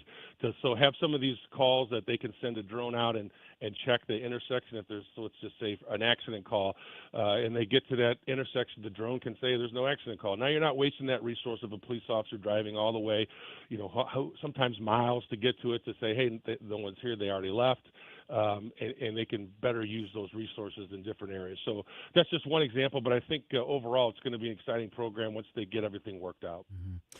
Joe, what are the different things that the POA and or the officers in general do in regards to the business community? You and I were downtown a few weeks ago for a mutual friend's wedding, and we actually stayed downtown that night. And we were fine, we were safe, we were good. There were some people there milling around, but the thing that struck me more than the safety factor was, we need more activity downtown. Like if there's not like a Cardinals game going on or something like that, downtown appears to be vacant, and that needs to reverse, right? And I know that has to do largely with how the perception of how safe business owners feel downtown. So what all are you doing with the business community? Yeah, you're exactly right, and the whole idea that you look at what Governor Kehoe's whole plan was to get the police department back under a governor or a governor-appointed board of police commissioners and start focusing and making this city safe again, right? Bring businesses back down into the city. I know the department just put about 9 additional bike officers that are geared to just downtown St. Louis to address some of those problems. And you're 100% right. It's the perception, right? So it's the perception that it's not safe. So if you have that visibility where these folks who have businesses or are wanting to come invest in St. Louis, if they see it, they visibly see the police and they feel safe, then the businesses will come. So visibility is a big part of that. I know the Police Foundation does a lot of great work with our organization and with the department itself, and I know the police department is engaged with other business organizations trying to address all that. Joe, there was a dramatic incident in North St. Louis last week. 2 19-year-olds shot at ATF agents and St. Louis police officers. Can you give us an update on that? And a question that I've always wondered, because I see the reels with the gangbangers and everything, where do they get these high-powered automatic weapons?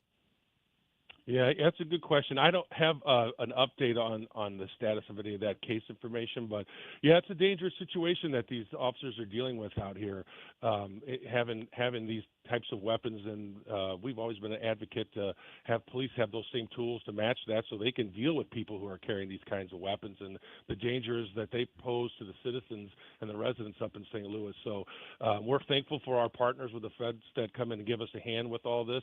It's dangerous work, but it certainly helps having them all involved.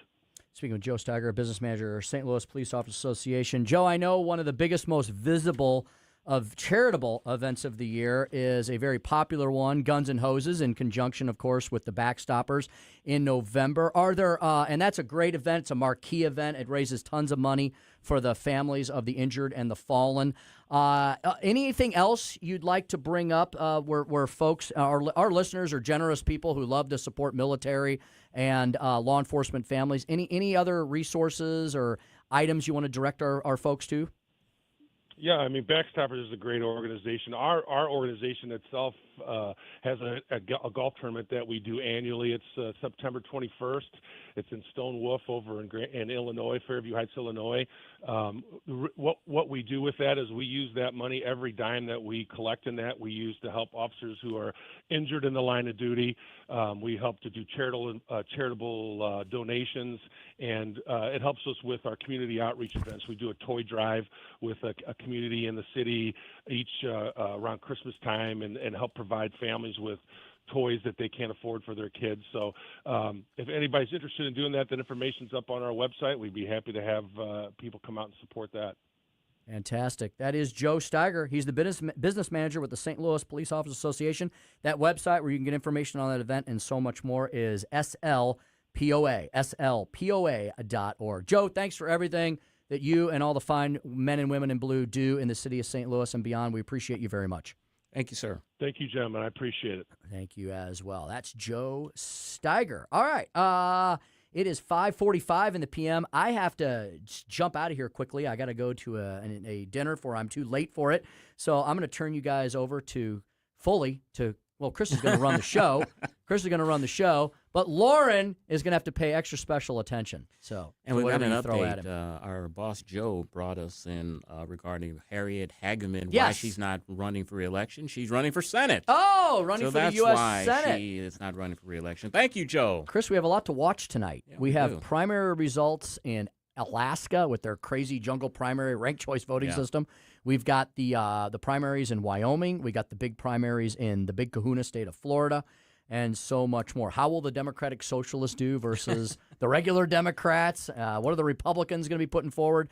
We'll bring you all those that recap tomorrow as well. So Chris is going to talk about big tech, right, when we come back? Yes, big tech getting a big comeuppance. Mm-hmm. And then the story behind the story, a famous festival that is experiencing a famous milestone this very year. Larry Connors will tell you all about that and more at 6:05 when we come back on Tuesday's edition of the Tim Jones and Chris Arps Show, 101.9, 94.1, News Talk STL. Tim Jones and Chris Arps in the afternoon.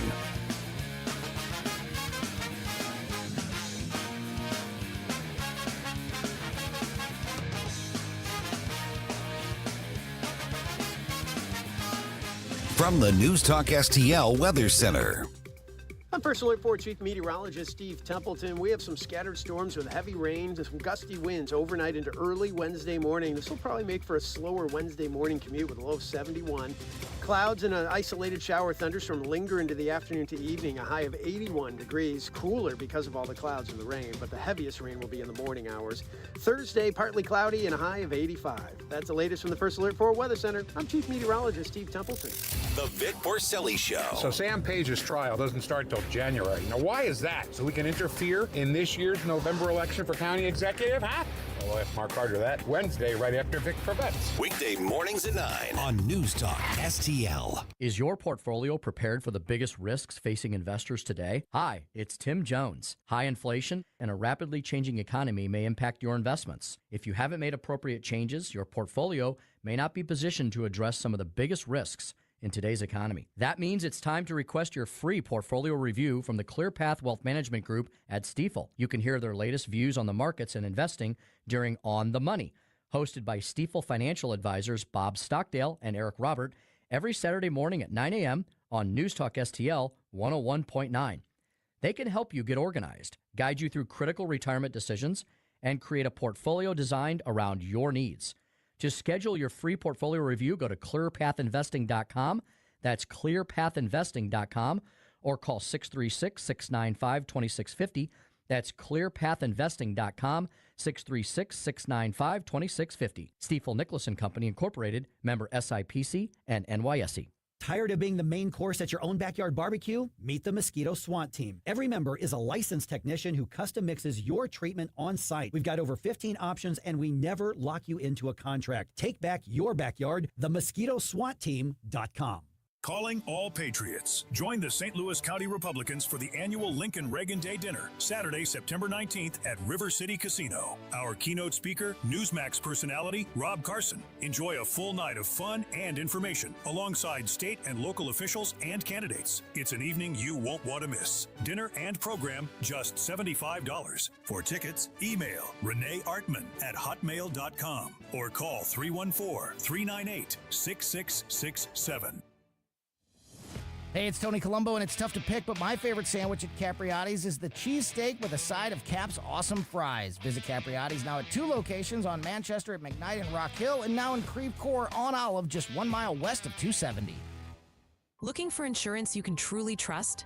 Since 1986, Bauer Insurance Agency has been protecting families and businesses across Missouri and Illinois. Owner Cindy Blanton doesn't just offer one quote. She shops all the top carriers like Progressive, Travelers, Safeco, and more to find you the best rates. Whether it's your home, auto, toys, or business, we've got you covered. Visit us at Mid-Rivers Mall in St. Peters or call 636-812-2001. Bauer Insurance Agency, the company that protects, the name you can trust.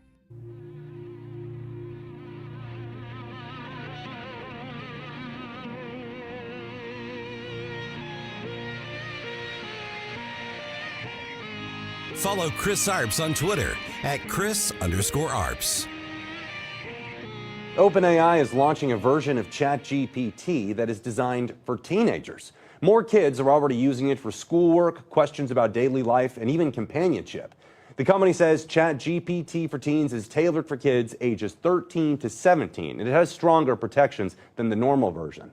It also provides homework and study support designed to help students learn rather than just spit out the answers. 5:50 on the Tim Jones and Chris Arp Show. And Lola, we're going to turn the show over to you for a couple of minutes because during the break, you gave us some late-breaking rock and roll news. Go ahead and do it. Yeah, according to Fox 2, founder of ZZ Top, Frank Beard, drummer for the band, many great singles, a lot of hits on radio. Chris, he passed away. Wow. All of our rock and roll heroes, legends, they are in their 80s, mid-80s, and we can't expect them all to live forever. Right. But, what a shock! sad. What a shock that is! What a shock! When Ozzy passed. So there's only one original ZZ Top member left, right? I believe so. I think one of them died a couple of years ago. I believe so, yeah. All right. Thank you, sir, for that update. We need some update music next time. Right. Something like that. All right. I am watching the news right now, and there are demonstrators in front of the Dearborn City Hall, and I was wondering what this was all about, so I looked it up. Apparently, this demonstration is centered on a planned Christian Crusader March. It's organized by conservative activist Jake Lang and Detroit pastor Lorenzo Sewell. The advertised purpose is to oppose what organizers call the Islamification of America. Promotional messages have included, "We will not surrender to Islam," "Stop the Islamification of America," "Crusade," or "Be replaced." Dearborn was chosen because it has one of America's largest Arab American and Muslim populations. The demonstration was timed to coincide with tonight's city council meeting. So now I know why I'm seeing all of these people in front of the Dearborn City Hall. I hope there's not any violence tonight. We had on the prior segment Joe Steiger. He's the business manager for the St. Louis Police Officers Association. And we talked about a couple of violent incidents that happened in the city of St. Louis. But according to statistics, violent crime is falling across the nation's largest cities. Since 2025, the first half, homicides are down 17.2%. Homicides compared to 2026 compared to 2025, homicides are down 17.2%, as I said. Robberies dropped 16.6%. Rapes declined 6.2%. Aggravated assaults fell 5.7%. Taken together, the four categories were down about 8.3% for roughly 14,000 fewer reported violent crimes. Even the nation's capital, D.C., which was known as the murder capital of the United States, 46 homicides. That's down from 43.9. I wonder who that 0.9 person was, from 82 in the first half of 2025. Homicides in Memphis fell 43%. And Houston, 154 to 95. And Philadelphia recorded 83 homicides, down from 27.2% from 114. So we keep seeing all these statistics. We have Patrick from the Show Me Institute tell us that crime is coming down. But I got to tell you, when I see these stories on TV and I go to my newspaper in the morning, it's just hard for me to believe that crime has dropped this dramatically, because it seems like the mayhem is getting worse and worse. But according to the FBI, crime is down. So go figure. There was a big row over the weekend. John Ossoff, he is running for re-election for senator in Georgia. He decided to take a shot at President Trump. If you remember, President Trump switched planes in Turkey and took only a few of his staff members with him. One of them was named Natalie Harp. He made a reference to her in a speech he gave over the weekend. That is Senator Ossoff, saying that Trump took only her and a couple of other people. Really was riffing on the president. Well, of course, you know the president can take a lot, and he gives a lot as well. The president responded today by saying that Ossoff was a Pee Wee Herman lookalike. And if you do look at Senator Ossoff, he does kind of look like Pee Wee Herman. While his communications director, Stephen Chung, he went a bit further. He said the senator was, quote, the biggest cuck loser in politics. He said that on X. So president giving as good as he gets. Google, remember I did a Chris's Corner last week, how Google and some of the email servers were sending Republican donation requests to their spam folders. Well, Google has rolled out a new program that will allow candidates, parties, and PACs to more easily bypass Gmail spam filter in their fundraising requests. The new program will begin on September 8th, the day before the GOP's midterm convention in Dallas. So I don't know, maybe they heard the Chris's Corner last week. Maybe they listened online and they decided to change their practices. Joey's smirking over there, but I'm taking credit for it, Joey. Spam or Google has changed their policies because of last week's Chris's Corner. Lolo, are you a big Spotify guy? Not really, no. I'm not either. I don't believe in paying for music. You know, I don't want to pay for music, but I know they'll give you like 5 or 6 songs. Then you got to listen to a 30-second commercial. Mm-hmm. I can deal with that. I don't need to pay and just hear continuously no commercials. Whenever I do listen to Spotify, though, I always listen to all the wonderful podcasts on News Talk STL. Look at you putting in a plug. Well, Spotify last week joined the exclusive 300 million paid subscribers club. The music streaming app joins Netflix as the only major global streaming platform known to have reached that milestone. 300 million people by $9 a month? That is a lot of money. Speaking of AI and robots, a fleet of small robots will begin mapping out the Logan Circle neighborhood in D.C. in preparation to make deliveries for Uber Eats and DoorDash. People within about 1 square mile of Logan Circle will be able to select a robot option in their delivery apps. Coco Robotics, the company behind the robots, soon hopes to expand to other neighborhoods in D.C. So you may be getting a robot near you delivering your food, but of course St. Louis is always behind everything, so it'll be here in about 3 or 4 years. All right, that is the end of the show. Next, of course, is Larry Connor's USA. The story behind the story, Woodstock, 1969. I was 3 years old. Listen to Larry next. You have been listening to the Tim Jones and Chris Arps Show on 101.9, 94.1 News Talk STL. Drive safe and have a great evening. If I live right now, might make it somehow, but I doubt I could pay attention. As you know, Vincent's is not just my favorite jeweler. Vincent's is my only jeweler. And I was in recently looking at lab-grown diamonds. These are not glass. They are actual diamonds, but they cost a fraction of a natural diamond.